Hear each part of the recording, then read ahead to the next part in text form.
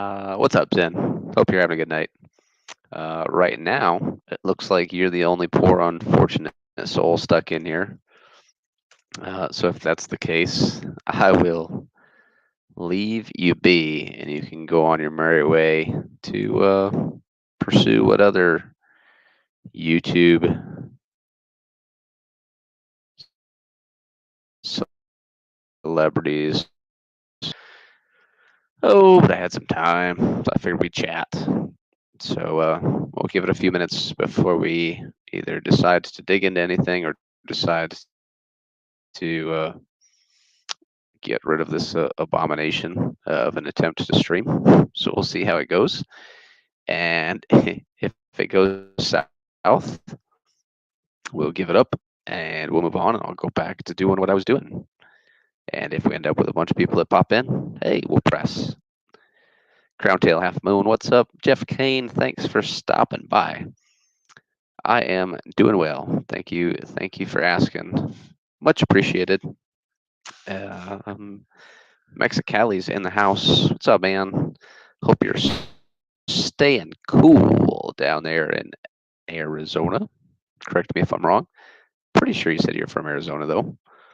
I know, hopefully, this time of year, things should be slowing down a little bit for you. But if not, hopefully they start turning around for you soon. So,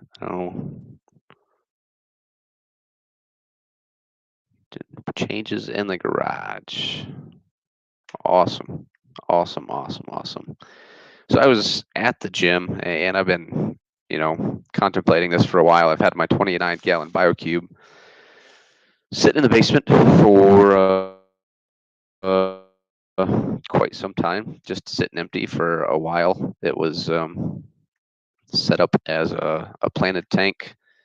Prior to that, it was actually a little reef tank that I had way back when. This is probably, when did I move? So 2016, I probably tore it down as a reef tank. Got rid of all the salty inhabitants, all my bunch of hermit crabs, all my snails. I had a couple starfish in there, little brittle star, and Yuma. That's what I thought. I knew you were someday down there in Arizona. Then I had a spawning pair of Aquarius clownfish, which is just kind of the common clown that you see. And obviously there's a wide variety of morphs of it that have become increasingly popular. Fortunately, it's actually pretty awesome. Over the past few years, a lot of people have started breeding more and more saltwater fish. For a while, about the only saltwater fish you really saw were some of the cardinals and a few clownfish, and then people really started pursuing breeding clownfish pretty heavily, and there's a wide variety of options out there now, as far as color morphs.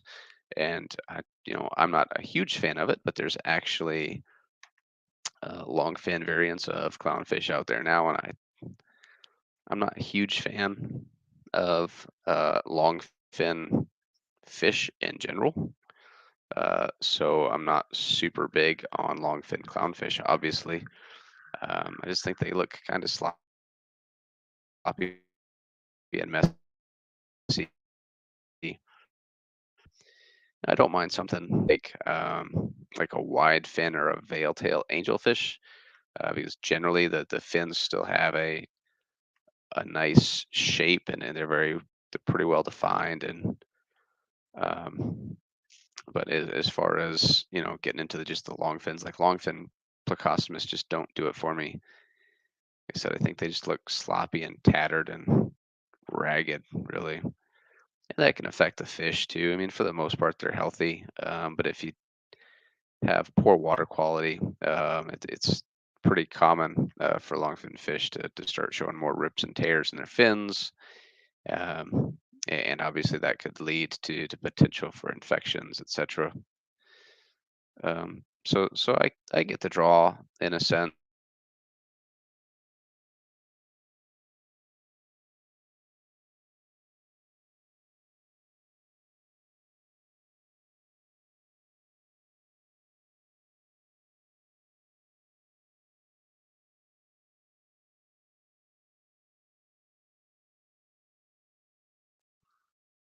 Let me see.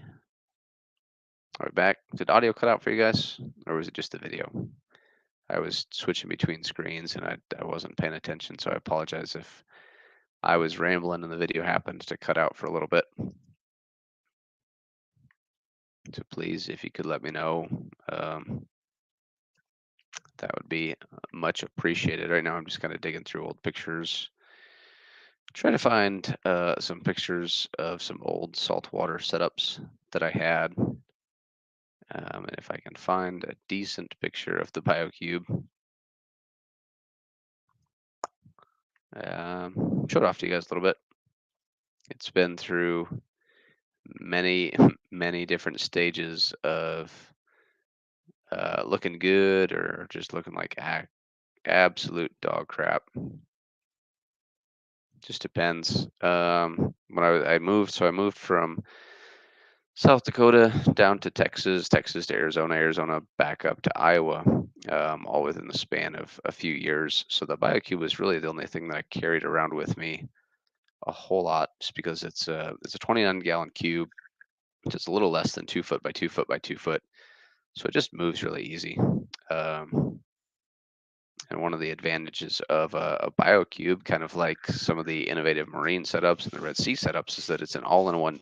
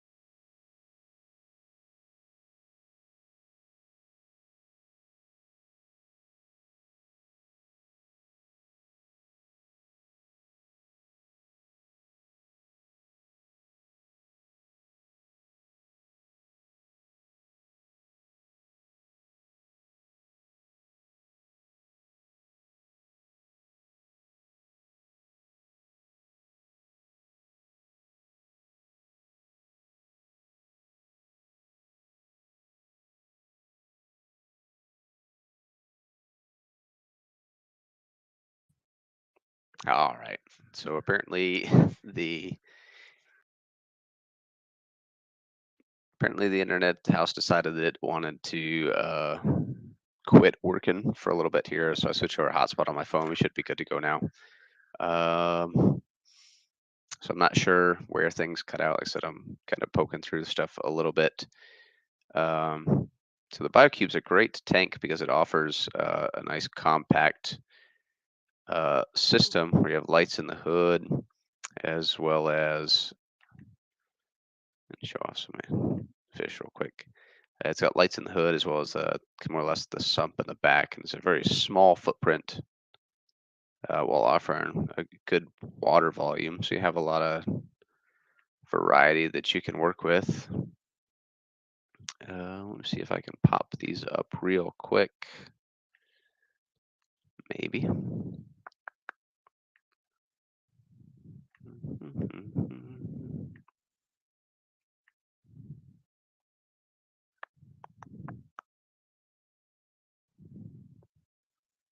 So here's a couple pictures out of my BioCube before I tore it down.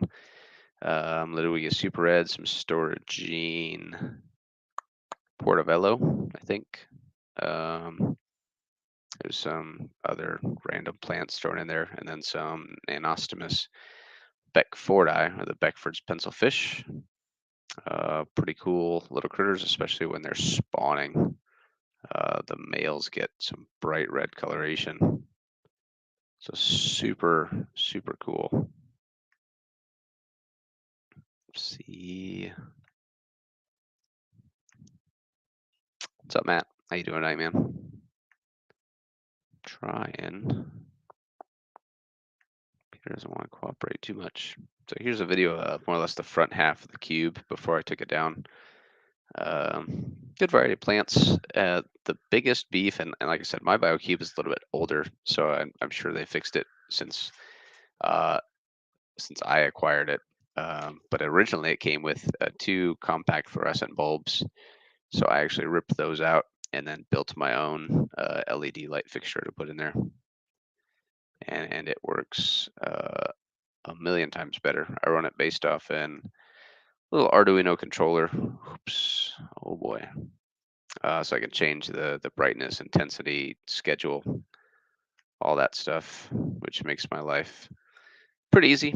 Unfortunately, I tore that tank down a couple years ago, and literally the tank has just been sitting empty, begging for me to do something with it, which brings us to where we're at now. I can largely thank Ian from Atkins for driving me this direction. But I've actually decided I'm going to go ahead and I have to swap a few LEDs out to make it a little more saltwater friendly. But I'm going to go ahead and set it back up as saltwater again. So, and I wouldn't need to swap out the LEDs. To be honest, I could get by. But I'm going to swap out the red LEDs. So there's whites, blues, and then reds right now. And I'm going to swap the reds out for they're true UV LEDs, so it's more like a purple color, just to get a little more pop out of some of the corals that will eventually be in there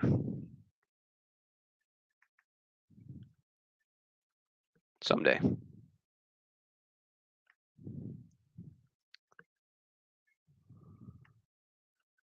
Let me see if I can click over.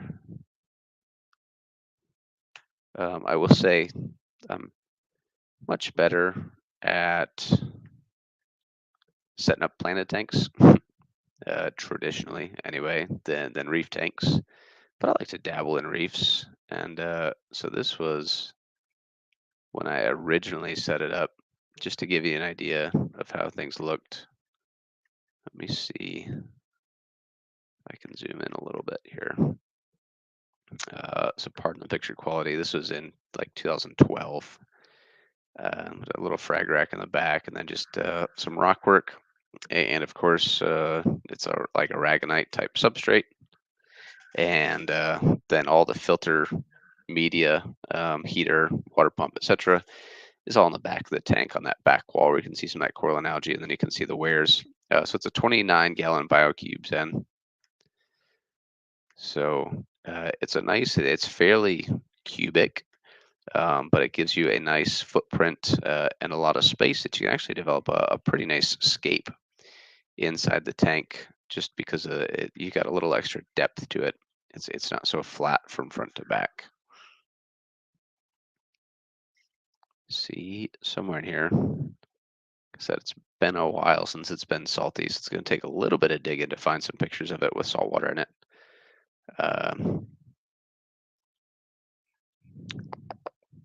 We're making progress. We're getting closer. Those are some old pictures. Been a while since I had that tank.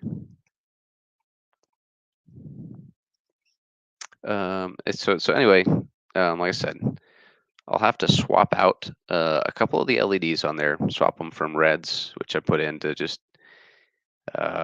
warm the tank up a little bit for a planted tank, and just kind of bring the colors of the plants out a little bit. So I'm going to pull the reds off the heat sink and put some true UV LEDs in there that'll help enhance the corals when I put corals back in there. And obviously I'm undecided at this point in time. I've already got salt. I've got everything I need. Just need to get some rock. So I will probably purchase a little bit of dry rock, and then I'll purchase some live rock from somebody, just a small chunk to set up, and that'll actually seed the dry rock itself. Let that thing basically cycle for a while.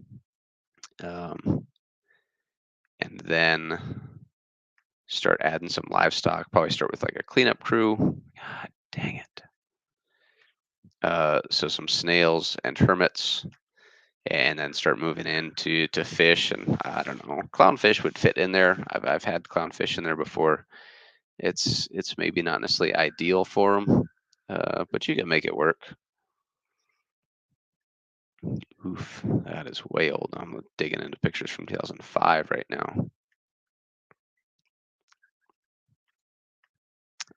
So I'll probably start out with some simple mushrooms, maybe some ricordias, which are quite similar to mushrooms, and then some zoas and pallies. And honestly, it may just turn into a zoa or pally garden type setup, right? So for those of you that aren't familiar with some of the saltwater corals, the zoas and pallies are very small, soft corals. And but they come in a wide variety of colors, right? So these are all, let me see if I can find a good picture. This one's not too bad. Let me swap over, show you guys these bad mamma jammas. We'll stop that one. We'll go over here. We'll do this. We'll do that. We'll do this. And so these are primarily zoas. Again, you get like a small circular center and kind of little phalange-like extensions around the outside. Fairly small, fairly easy to take care of. But as you can see, there's a wide variety of colors and color morphs, and sometimes they can get fairly expensive. um, but they're fairly easy to frag. So you can set up a small tank. Like I said, I'm looking at this 29-gallon BioCube. I could get enough frags to get it going, to fill it out for a little zoa garden. Maybe add some pallies. So pallies are quite similar to zoas. They tend to be a little bit bigger though. Palithoa. Again, they come in a wide variety of color options though. Tends to be, like I said, almost probably 50-cent piece size, a little bit bigger. Just a good close up of some pallies, and the center disc tends to be much larger compared to the actual extensions that run around the rim of the outside. So I'll probably mix some of those in there just for some size difference to contrast with the zoas. But both these are actually pretty easy to keep. You don't really have to worry about your alkalinity much since they're soft corals. They don't use a lot of calcium or magnesium. Whereas something like your SPS, your acros, or LPS, or your sticks, acropora. So these are going to be your stony corals. So generally speaking, like I said, a lot of them refer to them a lot like sticks. So they have a very hard calcium-based structure, and then the actual coral lives inside of it. And so they're a little bit more difficult to keep. You actually have to worry about your alkalinity a little bit more. You have to keep your calcium and magnesium levels up a little bit. And this is where a lot of the times in a reef tank, if somebody is trying to grow SPS and LPS, so your small polyp stony corals and your large polyp stony corals, like your acros and stuff, they'll actually run a CO2 setup on a saltwater tank, which seems a little bit odd, right? Like you don't have plants in there. You don't have plants in the tank, right? So what's the CO2 for? Well, the CO2 is actually used to break down calcium. So you inject the CO2 into a calcium reactor, and the calcium reactor creates carbonic acid, and the carbonic acid will break down the calcium and dissolve it into the water column. And that will increase your calcium levels, and it'll increase your coral growth, right? It's just like a planet tank. So in a planet tank, we use CO2 to provide carbon to our plants. In a reef, you use a CO2 to basically run a calcium reactor to provide calcium to your corals, which allows them to grow much faster. And you can definitely tell a difference in a reef tank as far as growth rates go. A reef tank with a calcium reactor versus a reef tank without a calcium reactor. I mean, generally speaking, your SPS, your LPS, your harder corals grow quite a bit slower than something like your softies. So your softies, instead of talking zoas, pallies, leathers, so a toadstool leather coral is fairly common. It's very soft. They grow quite large. They kind of resemble some kind of resemble an anemone a little bit. Looks like a big mushroom, sort of. Again, it's got the extensions. But your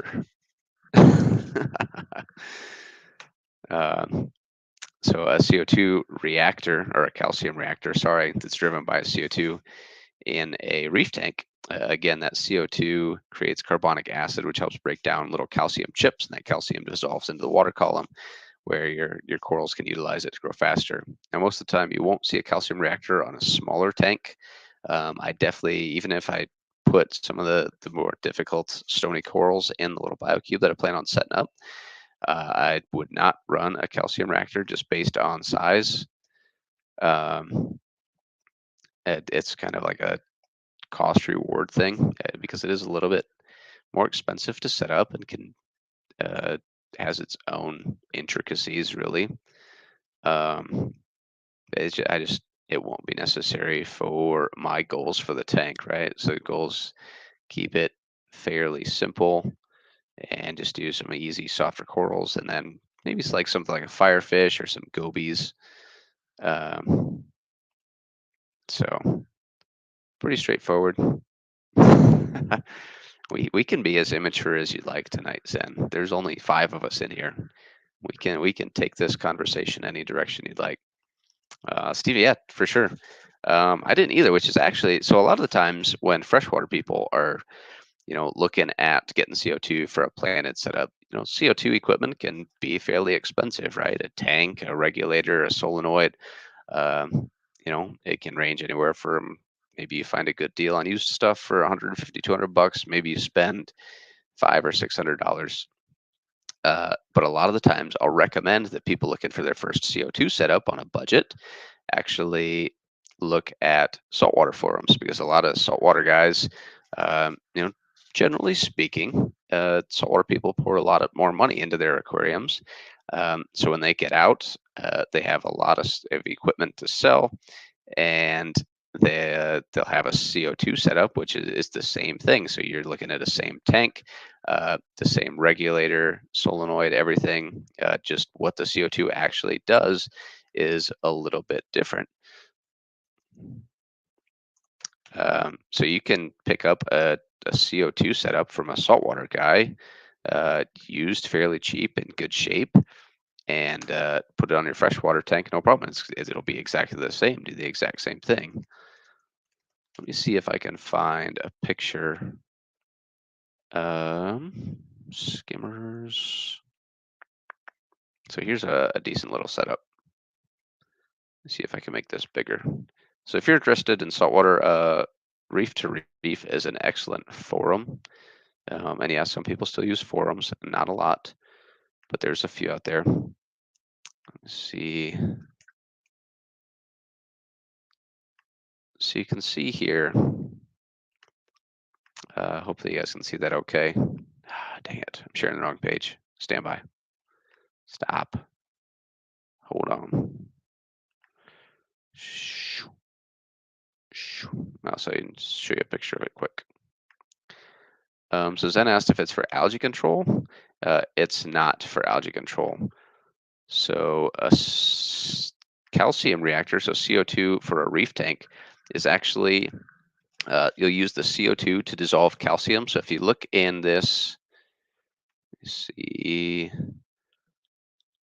if you look at this picture here, So all those chips in the middle of that reactor is calcium, and the CO2 helps dissolve the calcium, and that calcium dissolves into the water column where it's more accessible for your corals to uptake, because the corals use the calcium in the water column to build that skeletal structure that they use.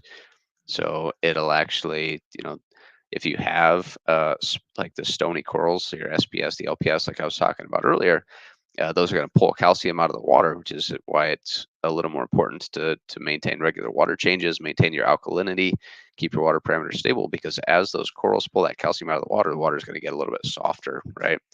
Um, so what you'll do with a CO2 setup on a reef tank is that CO2 is used to dissolve calcium that you'll add into reactor, like you can see here, and that calcium will dissolve into the water column, raise your calcium levels, which offers more calcium, and makes that more readily available for your fish, or not your fish, sorry, your corals to use to build that skeletal setup, and then grow a little bit faster and a little bit bigger. So yeah, so super interesting.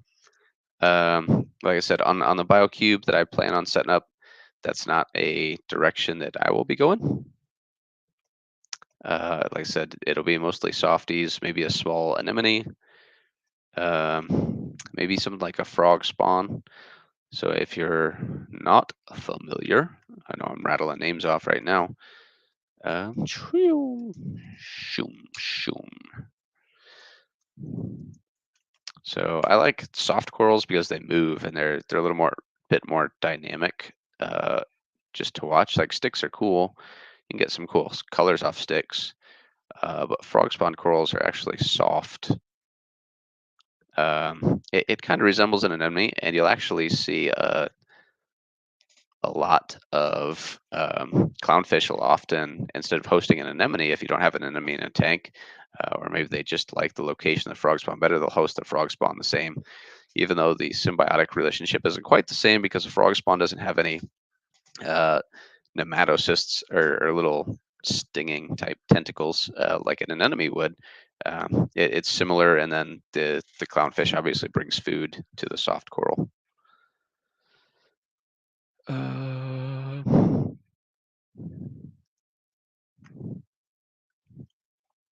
I'll make a wonder shell type dissolved sun. So the amount of, obviously, like wonder shell is a thing. But basically, a calcium reactor is like putting a wonder shell in your tank on steroids. So it's actually dissolving the calcium in your tank quite quickly, and raising your calcium levels, and allowing your corals to have more access to that. So while wonder shell could help, and largely, like, if you look at a lot of saltwater substrates, often, like, not, you don't see it so much anymore, but often you'll see people use crushed coral, which is actually just old dead coral skeletons crushed up, and they'll slowly dissolve in the tank. So that's kind of like using wonder shell a little bit, right? It's just a much slower. So a calcium reactor using CO2 to dissolve the calcium just speeds that process up and makes a lot more calcium available to your corals for growth and expansion.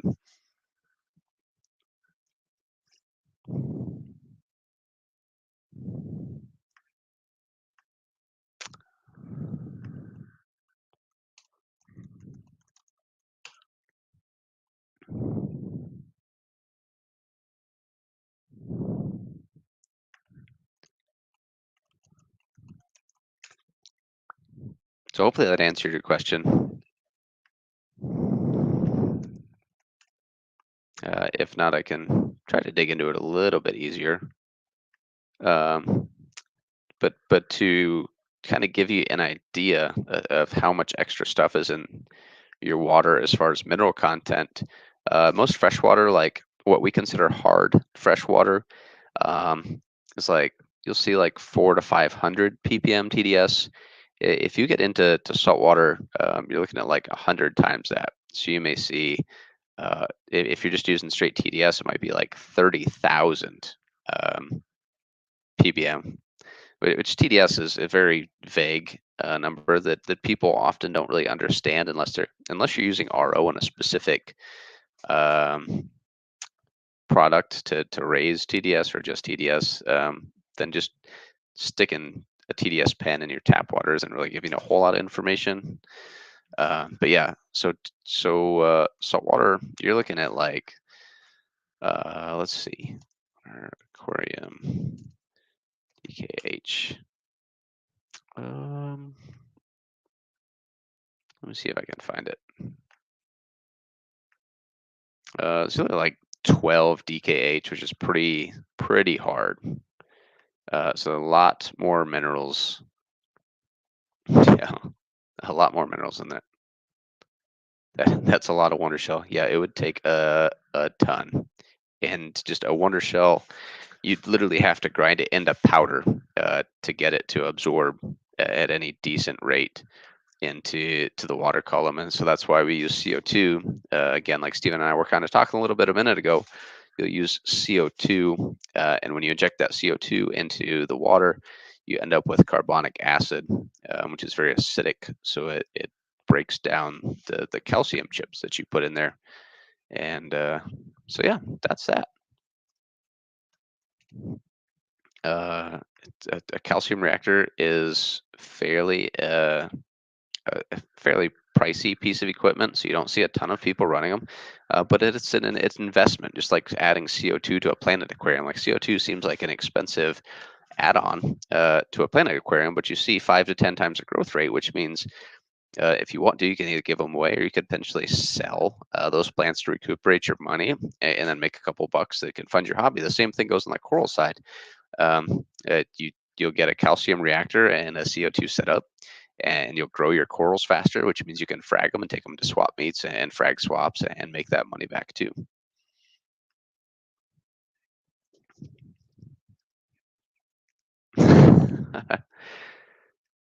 Yeah, and that's honestly, I know the FishFam is largely more freshwater based. So I just thought it would be interesting. Like this is a direction that I plan on going with one of my tanks. So I figured we'd talk about it a little bit. And here's one I've mentioned it before in my streams, uh, but Bulk Reef Supply, which is an excellent resource both for information and equipment, did a series called 52 Weeks of Reefing. And they go through for a year. They made a video tracking everything from tank selection to initial setup to fish selection through maintenance, water changes, etc.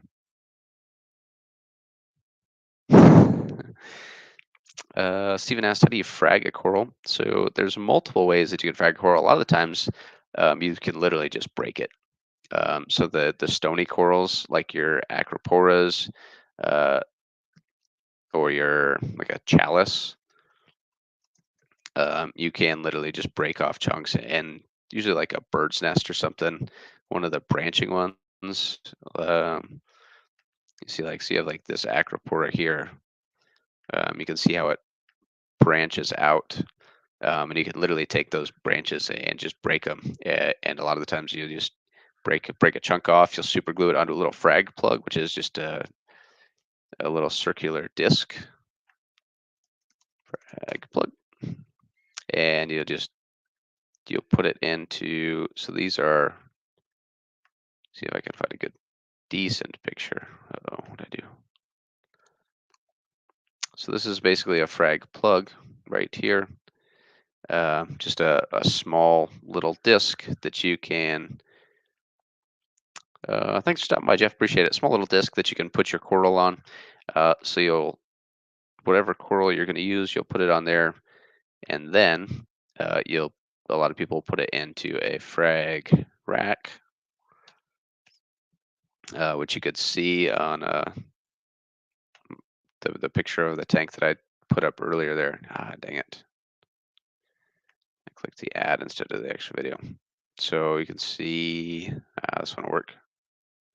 Oh, this might be better. So a frag rack will have magnets, and it's literally just a little shelf with holes in it.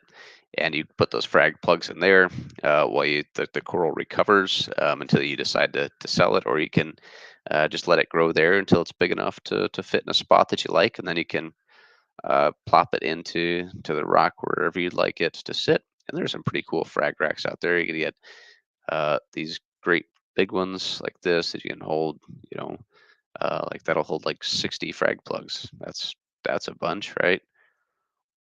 Um, like this one here. It's kind of cool. How small? I don't know if you guys can see that. But a lot of times it's literally acrylic with a couple of magnets, and it'll hold it to the glass, and that way you can move it up or down, or to get it close to the light or further away from the light. Because just like actually, uh, just like plants, different corals have different lighting requirements too. So generally speaking, the lighting requirements are much higher than plants. But they do have, different lighting requirements where like your zoas and pallies are a little bit easier to grow. So they don't need so much light. Your small polyp stonies, large polyp stonies, a little bit tougher corals need higher levels of light. So if you look in the back left corner of this little biocube that I had set up, you can see I had a frag rack back there with a few plugs in there. So Zen asked, do you just glue it down with super glue? Yeah, definitely. It's exactly the same. You just use super glue gel, take your frag, plop, there you go. A lot of the times, so like your zoas and pallies, they'll grow on a rock, and they're a little bit harder to frag. So you may take the rock, like a chunk of the rock, and with a zoa or a pally, generally speaking, you want to be fairly careful because they do produce a toxin that could be fairly hazardous to your eyeballs. A lot of people advise that you wear some sort of eye protection with them. Uh, uh, this should do the trick eventually. But you'll actually use a scalpel or a knife, and you'll cut the zoa between two of the heads. Usually they're sold by the head or by the polyp. Come on. This is going to be a pile of crap. Let's see if I can get this moving.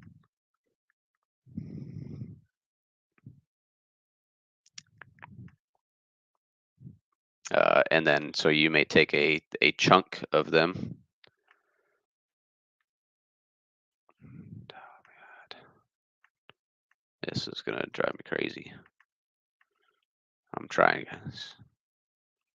So you may take cut off a single polyp, and after that, you will move that single polyp onto a frag plug, and it'll grow out, and eventually you'll end up with something that kind of looks like this, where you have multiple polyps on a single frag plug. And usually, like I said, with zoanthids and pallies,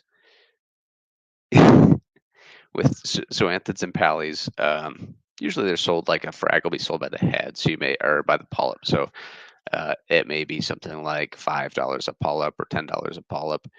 And then people will, to frag them out, they'll have 5 polyp frags, 10 polyp frags, so they can cater to different prices.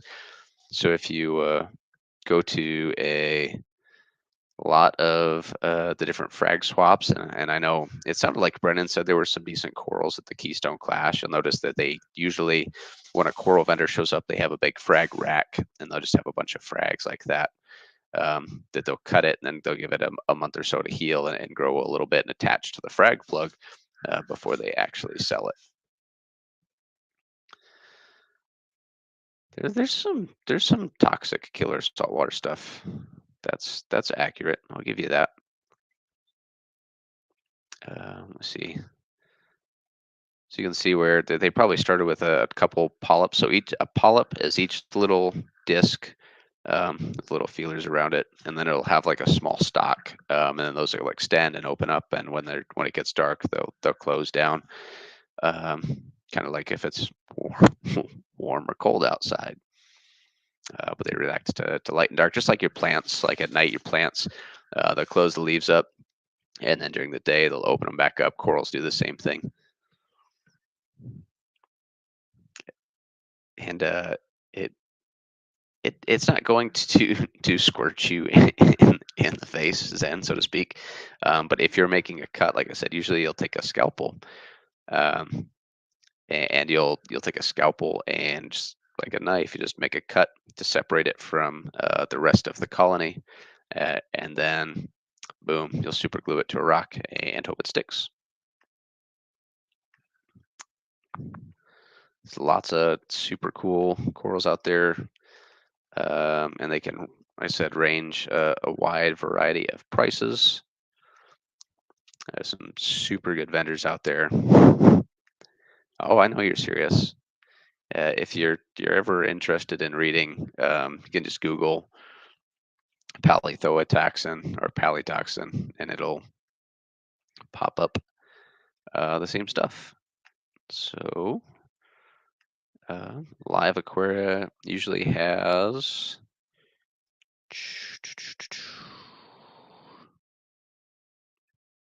We'll go to corals. I don't shop at Live Aquaria, but it's kind of a cool place to just look at stuff if you're browsing around for different things. So we can go in here to polyps. So like I said, so the zoas and pallies, each one is called a polyp.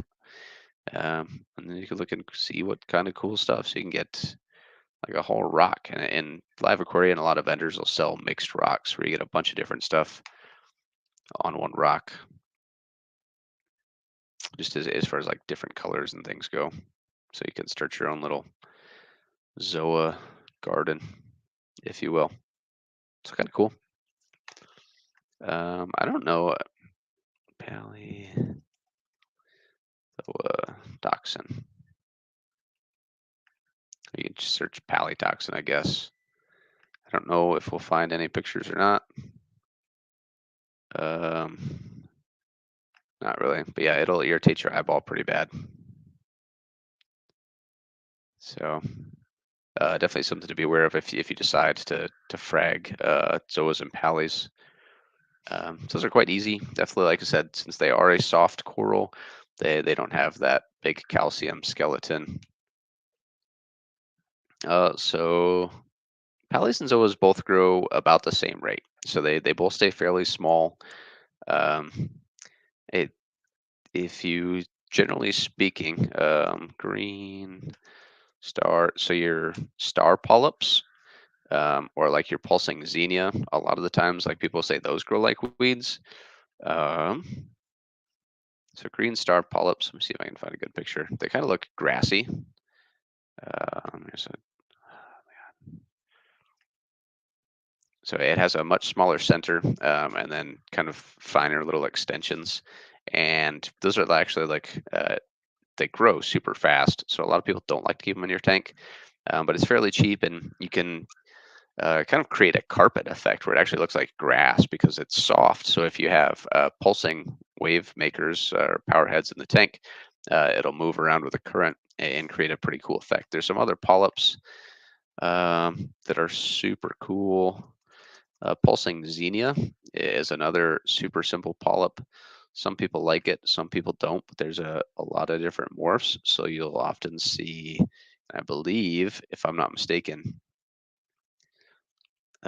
Ian has some of this in his tank, which, like I said, it's pretty common coral, fairly easy to grow, doesn't have uh, many weird requirements. Let me see if I can get this to work over here. Working off my laptop, so it takes me a little bit longer to make things happen. We're gonna get an ad, of course. We'll get there in a second.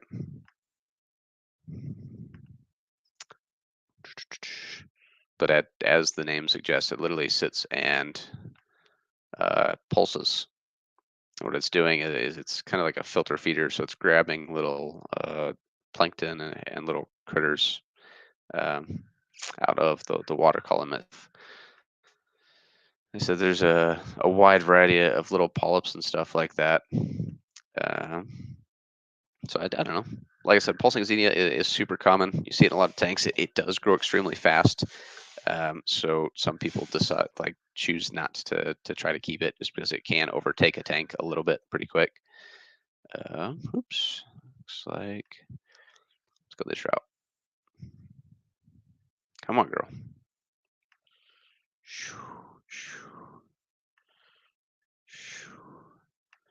we can actually make this look good.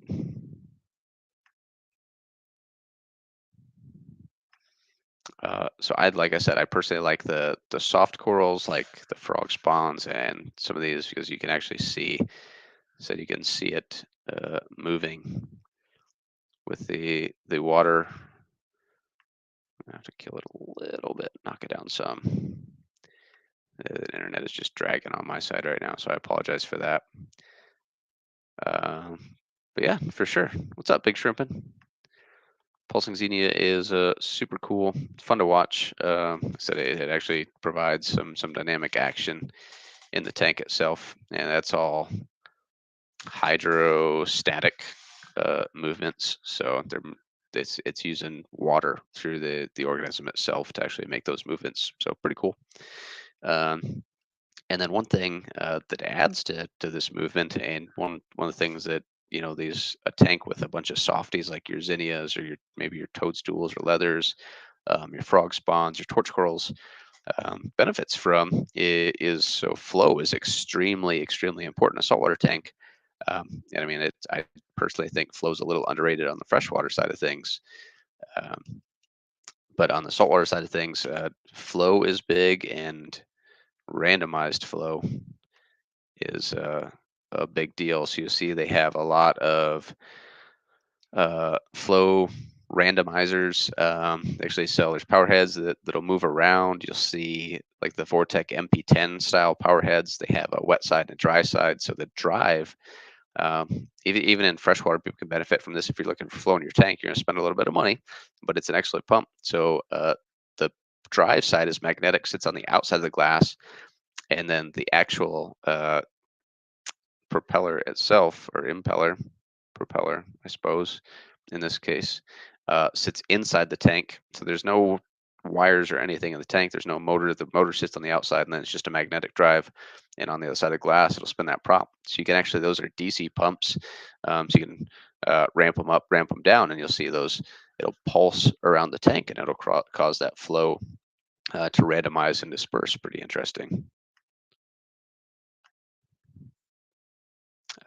So a tree coral, she was probably referring to a Kenya tree. And a Kenya tree is it's going to be a little bit more stout and sturdy. It's not going to be like I said, the star polyps or the pulsing xenia is very, generally speaking, has a very thin structure and is a little more fluid and moves around a little bit more. Whereas a Kenya tree coral is like this, where it's kind of got a little more. It's a type of leather. So like that toadstool I showed you earlier. That's actually not a bad picture. So looking at something like this, where it has like literally, like the name suggests, and like most of the leathers do, they'll have like a stalk or a trunk type deal, and then they'll branch out. So a Kenya tree branches out, whereas something like a toadstool leather is going to be like a big flat disc on top with the little extensions, kind of like you can see here. It's not going to branch out as much. So they're still flexible. Like I said, it's still considered a soft coral, still flexible, still easy to keep. It's not going to move around quite as much. And it's going to be a little bit slower growing. There is a devil's hand. Another leather is the devil's hand, which kind of branches out like this. And this is pretty common to see. I know you can get them in like Petco and stuff. Petco, a lot of times, Petco will sell like Zoas, Pallies, and then a couple others like a toadstool or something like this, like the devil's hand. I know it's like it's a soft coral. It's still, but it's going to be a little bit stiffer than a Kenya tree, and definitely a lot stiffer, so to speak, than something like your pulsing xenia or your star polyps. So hopefully that answered your question. How do they get up and move? So most corals are largely like photosynthetic, right? So they can use that hydrostatic movement where they use, it's basically their body is soft and squishy, which means that they use hydrostatic movement, so they can actually move water around in their body to move different body parts. Uh, so a lot of the times, what you hear of moving is like a wow. We can look up a cool one: rainbow bubble tip anemone. Uh, so anemones get up and move a lot because they're looking for light and they want flow because they feel grab a bunch of food out of the water column itself. So these are rainbow bubble tip anemones. There's a wide variety of anemones, anything from condylactus to long tentacles, and this is something like a long tentacle anemone is going to be like the traditional like Finding Nemo clownfish anemone. Uh, God, I can't type tonight. And these will actually they have a foot, so they'll plant their foot wherever they're happy, and they'll get up, or they may just completely disconnect. This is actually a good picture. We'll use this one. Oops. Uh-oh. What'd I do, guys? Sorry. It's not what I wanted. I want this one. Ooh, that is very small. Sorry. But they have a foot at the bottom of the trunk. You see the tentacles are at the top, obviously, and then they have a foot at the bottom of the trunk, and they'll latch on with that foot to wherever that they're happy and they want to stick around. It's like obviously you can see on the bottom of this one that this one's disconnected right now. That foot they can latch onto stuff and then they'll kind of bebop around and they can move their bodies until they get to a place that they're happy and they'll stick that foot back on a rock. So if you go to a store, a lot of the times at the store, like, hey, I want that anemone. They may say, well, unless you want to buy the piece of rock that it's on, if we can get it off easily, we'll sell it to you. If it doesn't want to let go, or if you don't want to buy the rock, uh, it we're not going to sell it. So a trick that you can do to get anemones to release from a rock is if you take like an ice cube, hold it down on the foot. That'll usually piss them off enough that they'll let go, and then you can gather them. A lot of the times when you go to frag swaps or swap meets, anemones will be in like a PVC cap with a piece of mesh over the top, rubber banded, so that that thing stays in there. Otherwise, they'll be held in their own little plastic uh, cups instead of like a bag or a tank. Yeah, NIMS are super cool. Like I said, that's why I like the frog spawns and the torches too, because like I said, clowns will host frog spawns and torches just the same as they'll host an anemone. And then they move and they're a little more interesting to watch. And then an anemone is not actually a type of coral. So an anemone is actually a anemone. We can Google that because I can't think of the exact family. It's closely related to a jellyfish.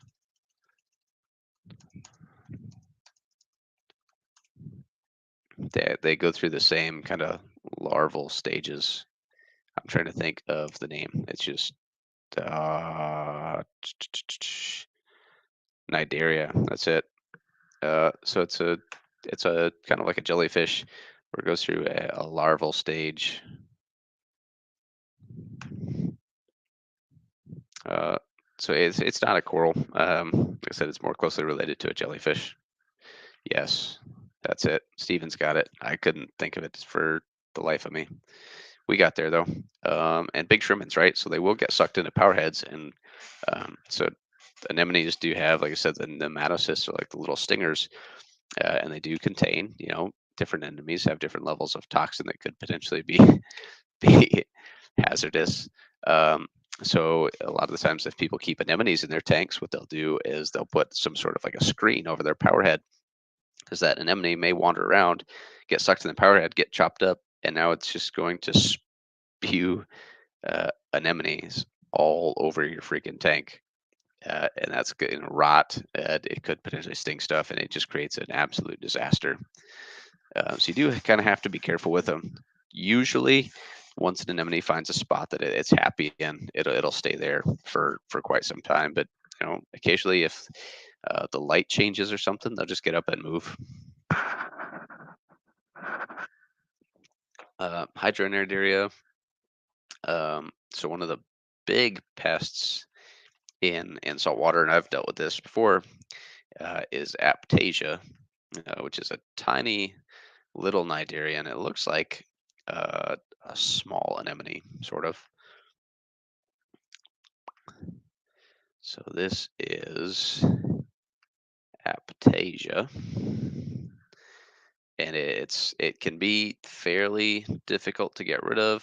This is a good picture right here. And you can see they kind of look like tiny little uh, anemones. Ah, dang it! What I do?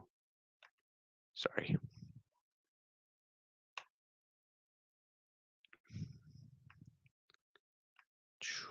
They do look like tiny little anemones, but they are definitely a nuisance and a pest. There's several ways that you can uh, kill these. There's different solutions. Like some people will actually take a syringe with a needle and inject like lemon juice into it. Um, there's various compounds that they sell to get rid of it. A lot of people will keep Bergia nudibranches. So Bergia nudibranches will eat Aptasia, and no, Ginger, it can't hurt you. It doesn't really hurt the fish either. They're just a nuisance. So these little nudibranches, just little sea slug basically, will crawl around and they'll actually eat um, the the Aptasia. You can kill them with a laser, so that they do sell lasers that you can use to kill it. You can kill it with basically a low voltage transformer and some wires. You can literally shock the Aptasia until it dies.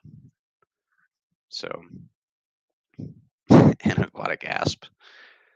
Uh, yeah, so that's a Bergia nudibranch. Obviously, there's some other super cool nudibranchs, plural, whatever. Obviously, you'll never keep it in an aquarium, but I'm sure you guys are familiar with the dragon nudie, which is the tradition, like the one everybody loves, the big blue one.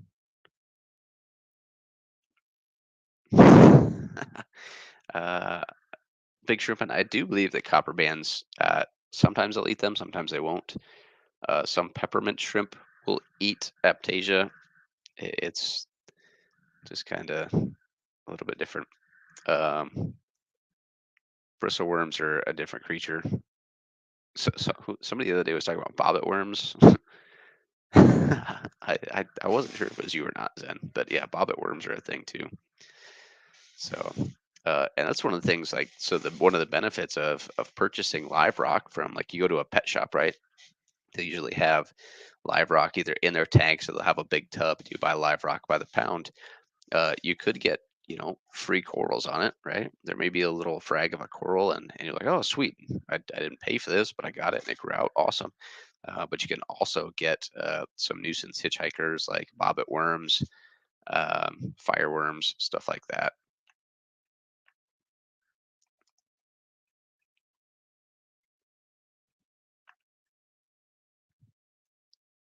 To get these guys, just a type of bristleworm. They look super cool. It's like an underwater centipede, really, but definitely a nuisance that most people aren't super interested. Yeah, dragon nudies are super awesome, and there are a lot of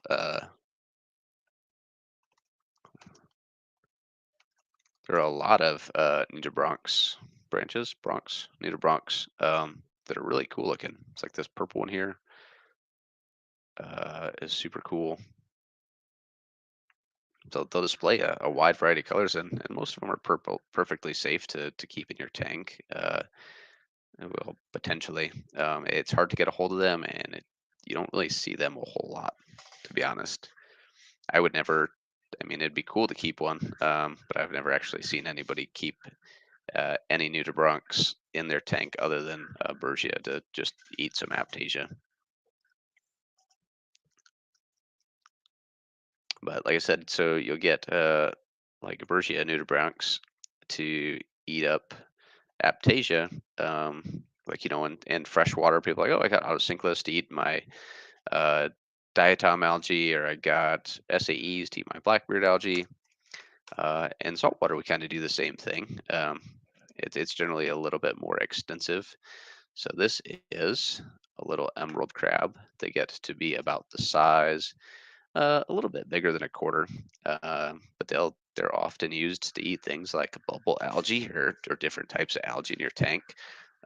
So you'll use what's up, Burning Zipper? Nice to have you for a little bit.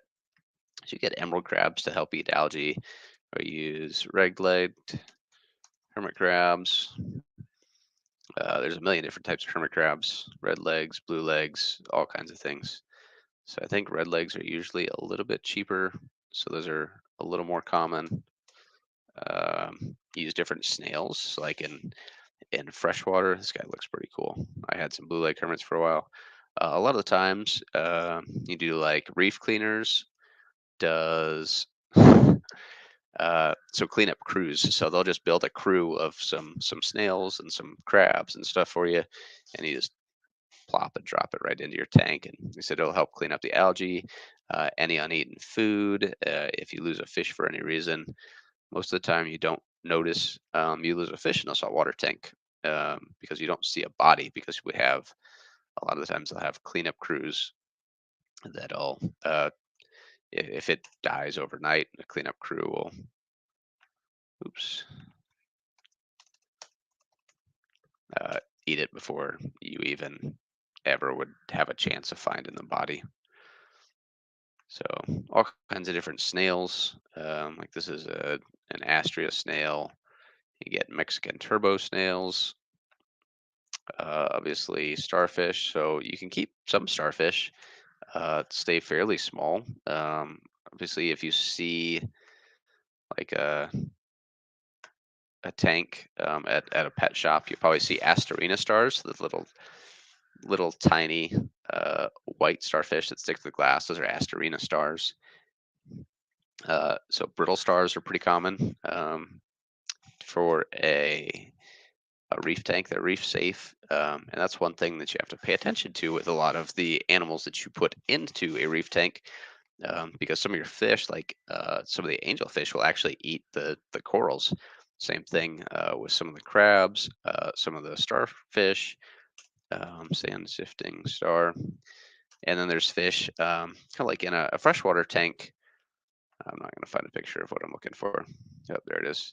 In a freshwater tank, like you can use like a clam or a mussel, and it's going to clean up the water pretty well until it runs out of food. Well, the same thing in a saltwater tank. Sand sifting stars um, are often seen, but they usually die fairly quick, just because they will just literally run out of food. Chocolate tip starfish are pretty common. I don't think, if I remember right, I don't think they're reef safe. Um, it's literally just a tan starfish with kind of dark brown points on its back. So lots of options there as far as that stuff. And then, not that you'd ever keep this in your tank, but when these guys are cool, just for the sake of talking about starfish for 2 seconds. This is a crown of thorns, and this is what's largely responsible for a lot of the devastation that we've seen on the Great Barrier Reef. They moved in and mowed a bunch of it over, but some recent articles that I've read have actually suggested that the Great Barrier Reef is making chocolate starfish. There's no shortage of jokes. The Great Barrier Reef is actually making a pretty good comeback right now, so that's that's pretty impressive, and definitely good to see.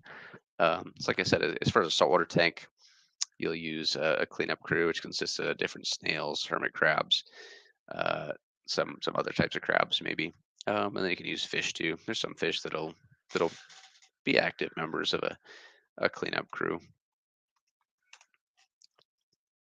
Uh, so obviously you'll get a cleanup crew properly sized to your tank, but you don't want to do it all at once, right?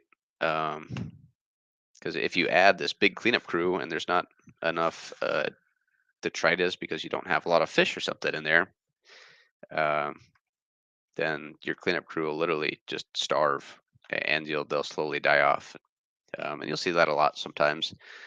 People will replenish their crews, uh, cleanup crews, so they may get a big like 50 snail and crab pack their first year after they get a bunch of fish in there, and then next year maybe they just get 20 just to kind of keep it going, because inevitably you lose some, and that's okay for the most part. Prices are fairly affordable, so you can get so we'll say 40 breeders are pretty common tank size. So they sell these crews for different tank sizes, and then they tell you everything that you get. So you can get 40 dwarf cirrus snails, 12 Nassarius snails, 17 Florida cirrus, 11 Eurites, 12 hermits, and a ruby mythrax crab, which is this red guy here, all for $60. So not too bad for a bunch of snails, particularly when you consider what's a Clethon snail cost over at Aquatic Arts right now.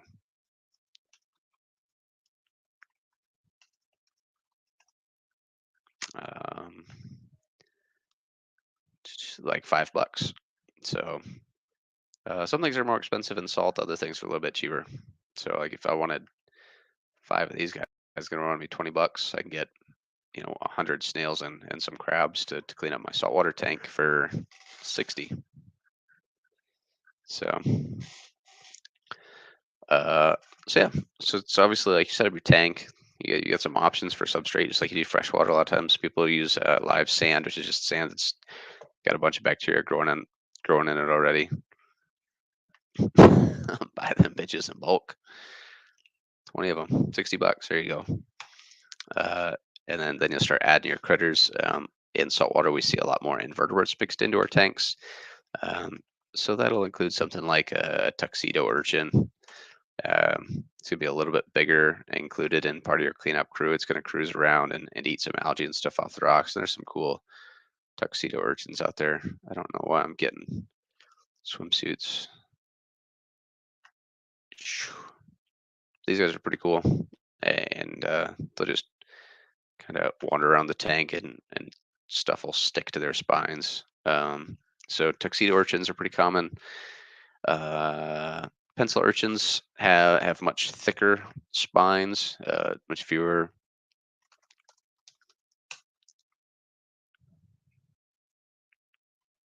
So you see something like, that is so weird.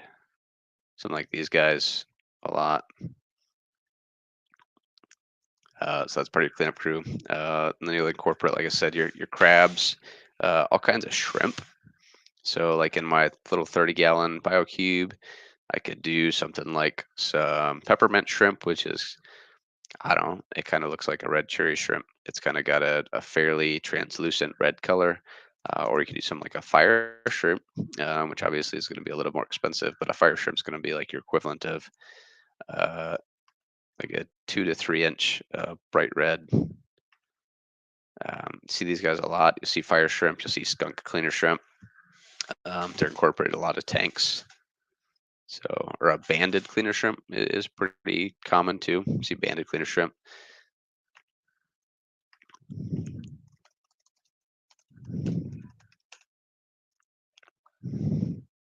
So these guys are pretty common. A little bit cheaper. Kind of a cool personality to them. Got big old long arms on them.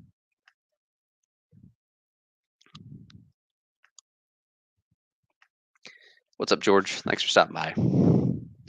Thanks again for letting me chat on your stream last night. We talked about some swap meet type stuff and got into guppies. But tonight, feeling a little salty. So we're talking about saltwater stuff over here this evening. I'm going to set up my 28-gallon BioCube, like I was telling these guys, as a saltwater tank. Again, used to be.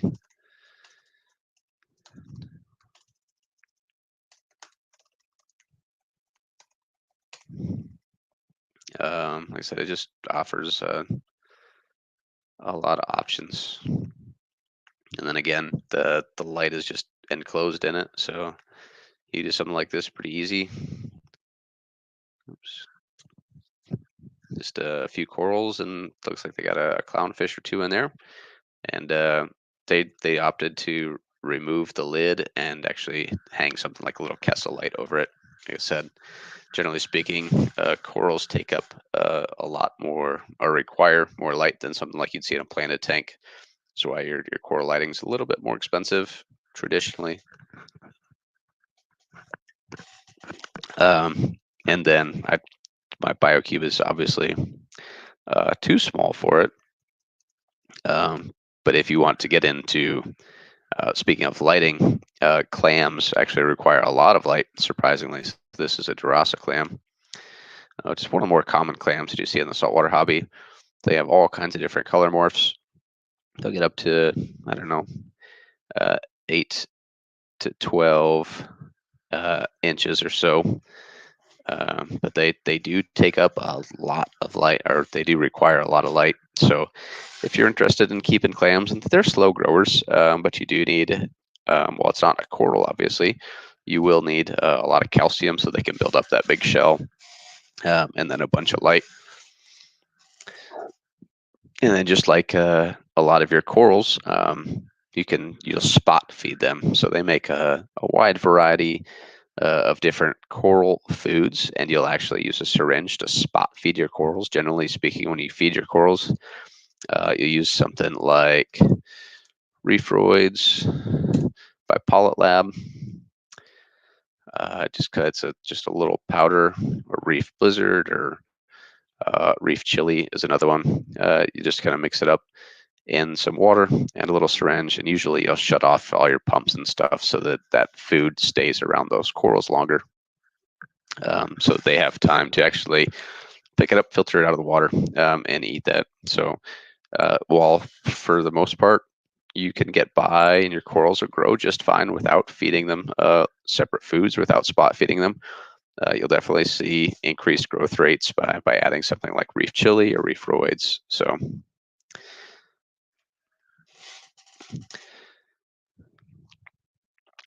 and then you'll actually see, like, so one technique some people use, like if they want to feed like a specific coral or like a specific anemone or something, they'll flip a cup over, like spot feed it, and then they'll flip a cup over the top of it. So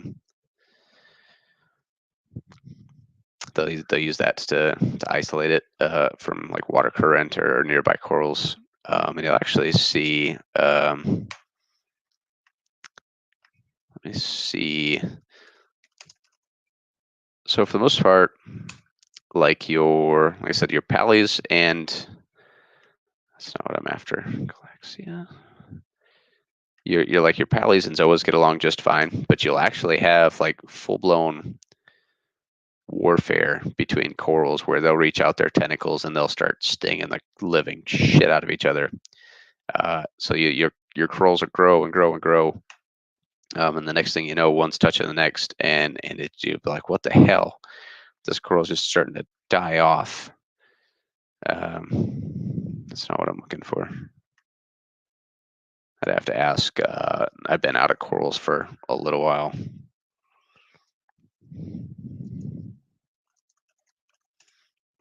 Let me see. So you'll see, like, okay, so here we go. You'll see like these corals here. There's a coral nearby that this one was not happy about, and I'm not familiar with the name, but it'll extend these sweepers or these little tentacles out. Exactly, Thunderdome. Welcome to the Thunderdome. It'll send these sweepers and these little tentacles out, and it'll sting the ever-living shit out of the coral next to it, and it'll nuke it. So coral placement is key. You can't just stick a bunch of corals in the tank, because some of them will get along, some of them will not get along, like you can see here. So that can definitely cause problems. So my BioCube, like I said, 29-gallon tank, not a whole lot of space, so I don't need corals beating the shit out of each other all the time. So I'll probably stick to like corals, pallies, then maybe like an anemone. And there are some cool smaller anemones. So some anemones get pretty big, like carpet anemones. They'll get like 16 inches across. They're just gigantic. They don't have they're soft and they'll host clowns, but they don't have the long tentacles like you traditionally see on an anemone. So they're going to look something like this. You can actually see. Hopefully this picture shows up okay. Not so much. You can see it's hosting a clownfish there, but it's a that's a good question. It's a whole bunch of assholes. Every single one of them. The corals, the fish, they're assholes. Yeah, corals kill each other, and they're like, "Oh shit, the water quality sucks." Wow, weird. Seems a little bit self-induced. So, like I said, the carpet anemones get pretty big, and they'll outgrow a lot of people's tanks. But something like a rock flower anemone stays much smaller, and they've kind of got some. There's some pretty cool ones out there now. This guy's freaking psychedelic. Much smaller. Generally speaking, you're not going to see like a clownfish host something like a rock flower. It can be misleading trying to purchase corals and stuff online because people use such crazy lighting. Because you can add, so the blue lighting that you get on a aquarium is generally for actinic lighting, which helps enhance that bioluminescence. Most corals, like a quality coral, looks super cool under like daylight, like 10 to 12,000 Kelvin. Basically, at daylight, they'll look really awesome.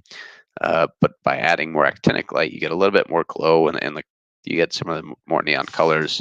So that's why when you go to frag swaps, like something like Aquashella, you'll see all the coral tanks. They have these bright blue lights, and the colors are glowing. Super cool. But it can be extremely misleading when you're trying to buy corals over the internet without being able to see them in person. Because it does just distort the crap out of what the corals actually look like. You may see a coral that's online that looks super awesome under their lighting, and you get it home and put it in your light, and you're like, wow, this is brown and ugly. So if you're purchasing corals from somebody online, like, oh, hey, like what lighting are you using, whatever, and it's not uncommon to be like, hey, can you take a picture of it under white light so I can see what it actually looks like under like a neutral lighting system? And obviously, it's stupid easy to jack color saturation and just throw things out the window and just cause absolute havoc with what something actually looks like.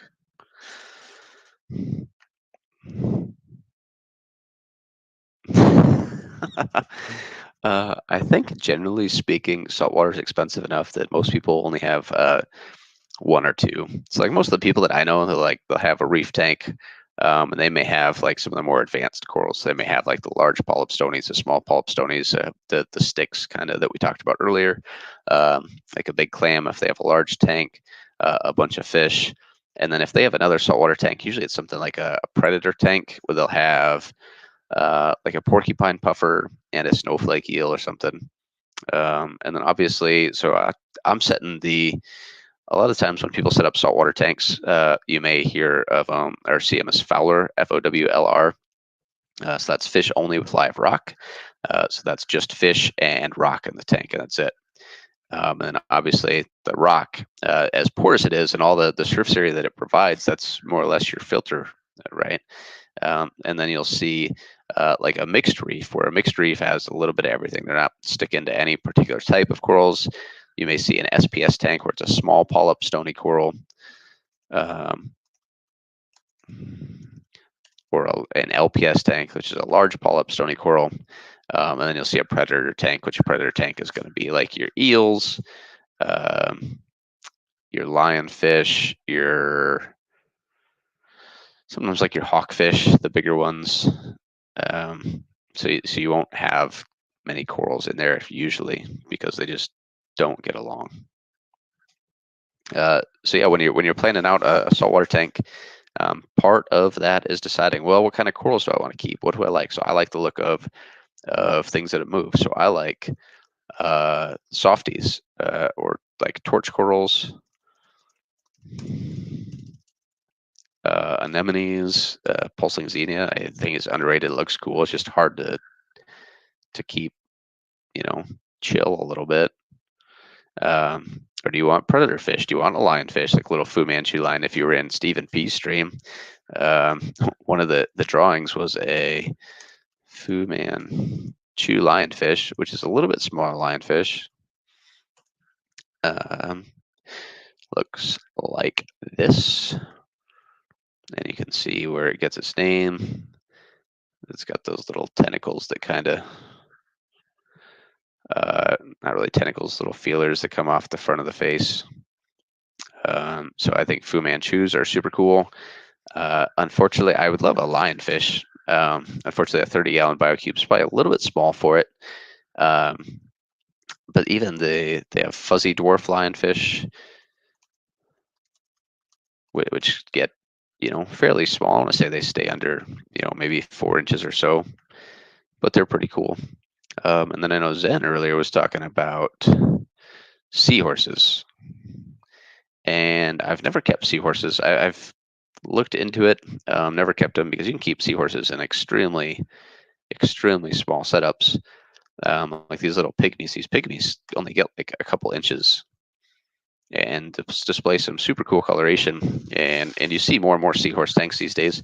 A large part of seahorse tanks, though, from my understanding, I like to do it a little bit, but I've never had a ton of interest in actually setting one up, is just bacterial infection. So a lot of the times on a seahorse tank, you'll, instead of running a heater, you'll actually run a chiller, because that lower temperature helps reduce the risk of bacterial infection. But from everything that I've heard, it's fairly easy to breed seahorses, believe it or not. So I think they're fairly easy to spawn.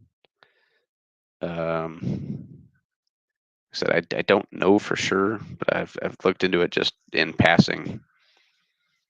Yeah, I mean, I think they're not super difficult to spawn, believe it or not. So you'd have a whole, is it considered a school of seahorses, or is it a herd of seahorses? But that would be a fun project. Maybe one day. Like I said, a lot of times just keeping a tank cool enough to avoid infections, from the research that I did, which is obviously, I'll be honest, it's been a while since I've done that, but super cool stuff. So hopefully, yeah, like I said, I know Mexicali is in Arizona. I know a lot of people in Arizona struggle keeping axolotls because it gets hot over there too, and they don't want to run their air conditioner all the time or run a chiller on a tank. So it definitely poses a potential issue there. And I'm not saying it's not possible. Let me see. Let me see if I can. So here's some recommendations. Suggest 69 to 70 degrees. So if you keeping your house at 70 up north, that's pretty doable. If you're in Texas, keeping your house at 70 degrees, if it's not in your basement, which I don't think a lot of you guys have basements down there, it might be a little bit more of a struggle, either running a chiller or just cranking your air conditioner all the time. And then there's ways to help keep a tank a little bit cooler without doing that.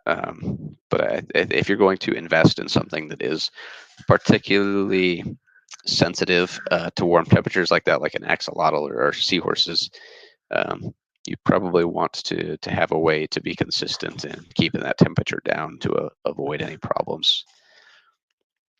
And I think, I'm not positive, but I think the issue,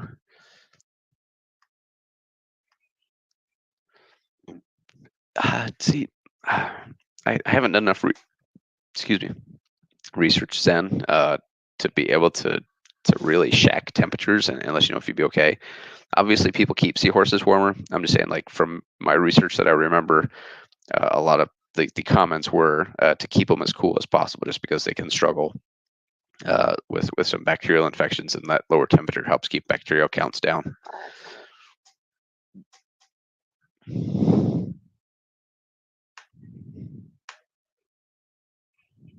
And I think, unlike, so seahorses, like I said, I think it's from what I remember, it's due to bacterial infections. If I'm not mistaken, axolotls actually just need that cool water for higher oxygen concentrations. So you may be able to keep an axolotl at a warmer temperature as long as you provide adequate oxygen in the tank, or maybe you run a little bit deeper tank.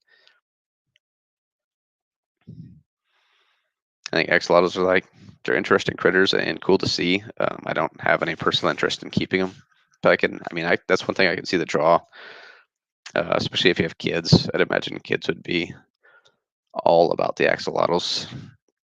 Obviously, they'd probably super enjoy seahorses too, especially if you got little girls.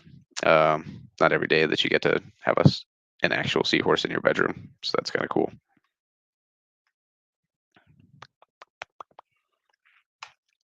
What else? We'll probably give it a couple minutes here, and then I'll call it quits. I've rambled about saltwater to you guys for long enough tonight, I think, considering the time.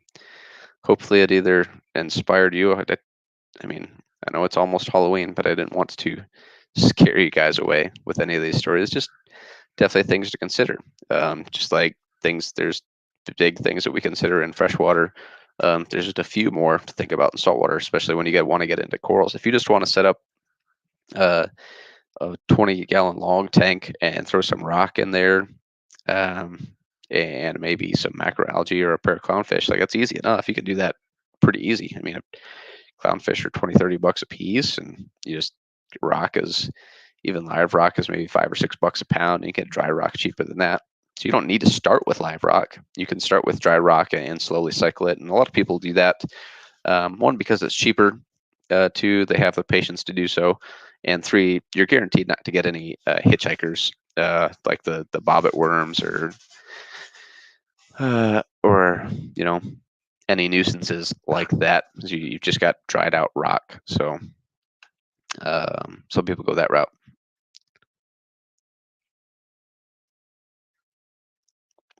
Make it happen. Like I said, I'm not trying to scare you away from anything, Zen. Just do your research on it. Like I said, I think if I'm not mistaken, it's been probably 5 years since I looked into seahorses, but a lot of it is temperature related, and they sell fairly small. You can set up. You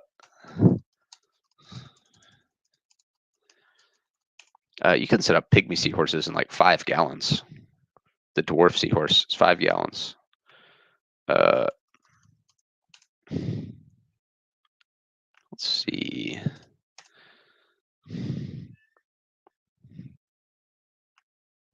Yeah, they only get dwarf seahorses only get 2 inches big.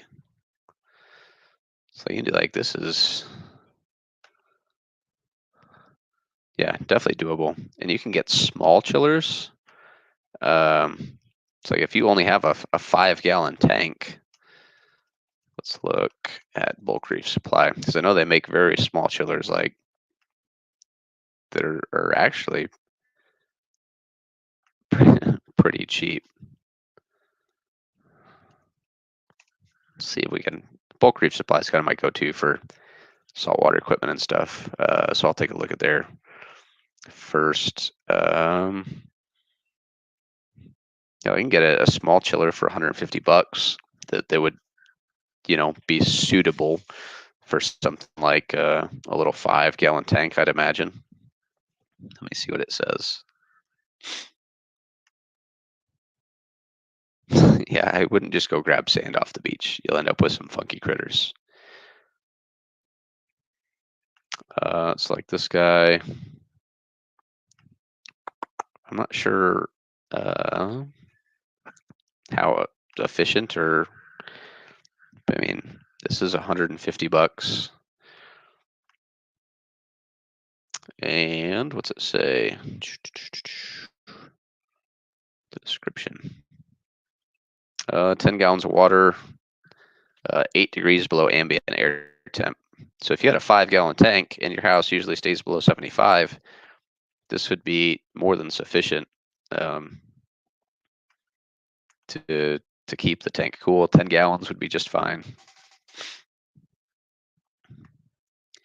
So I was thinking about this earlier because I was watching a video and people always say a bigger tank is going to be more stable. And I can see where that comes from, but at the same time, I would caveat that with bigger tanks are generally more stable and things happen slower because they're harder to overstock, right? If you have a 10-gallon tank, It's easy to throw 10 fish in there and be like, ah, well, it's probably overstocked, so things are going to happen quickly, right? But bioload is relative to water volume. It's not. So like you're not going to put, obviously if you put the same 10 fish from a 10 gallon into a 100 gallon, yeah, things are going to happen slower. But if you stock that 100 gallon at the same relative level that you stock the 10 gallon, things are probably going to happen just as fast. I mean, I'd have to do the science on it, but you're putting so much, we'll say ammonia into the water. It's relative. So bioload is relative to the tank size. So if you put, I mean, it's like putting 10 neon tetras in a 50-gallon tank is about the equivalent of putting one neon tetra in a 5-gallon tank, right? So the bioload is relative. So I don't know. That's my 2 cents on bigger tanks being easier, more stable. But I think that's going to do it tonight, guys. I appreciate you stopping by. Hopefully you were inspired to either look into potentially setting up a saltwater tank, or I don't want to scare you off from anything.